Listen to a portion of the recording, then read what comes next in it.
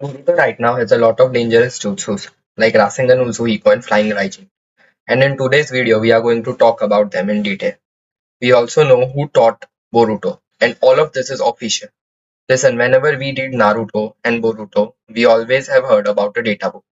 Basically, it has extra information related to the anime.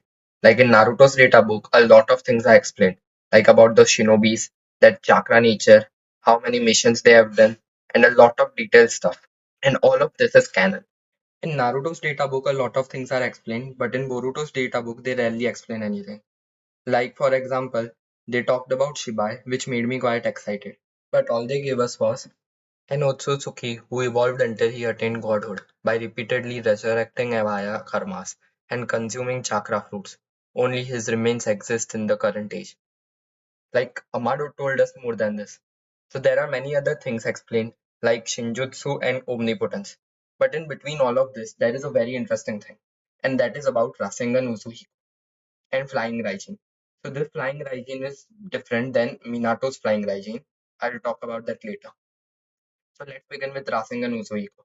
So a normal Rasengan depends upon the user's chakra, but Rasengan Uzuhiko depends upon the planet's chakra. Listening to this, you must have thought about nature energy, which Naruto uses in his Sage mode. But here the planet chakra is different. This planet chakra refers to the kinetic energy of Earth's gravitational rotation. So Boruto's Rasengan Uzuhiko not only utilizes one's own chakra, but it also utilizes the planet's rotation and orbit, plus the corresponding centrifugal forces. So Boruto's Rasengan Uzuhiko's damages like a normal Rasengan, but it also messes up with the opponent's brain, which we saw in Code's case, and it can also be considered as a genjutsu. So now, let's move to an interesting part that Rasengan Uzuhiko can never end because Earth is always rotating on its axis, and that rotation is not going to stop.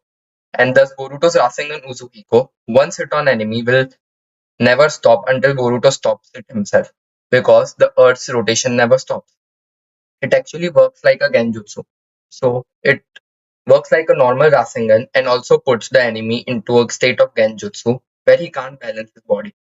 To know how the strong Rasengan Uzuhiko is, a Twitter user calculated with all of the science knowledge he had and concluded that it could destroy a small planet. Next is Uchiha style sword technique, which is not that special, like it's developed by Sasuke and even Boruto uses it.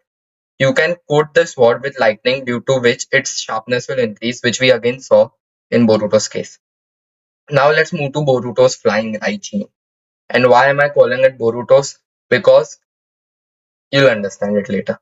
Boruto in the data book, it is mentioned with the help of Kashin Koji, Boruto developed his own variant of technique, which can be considered a separate jutsu.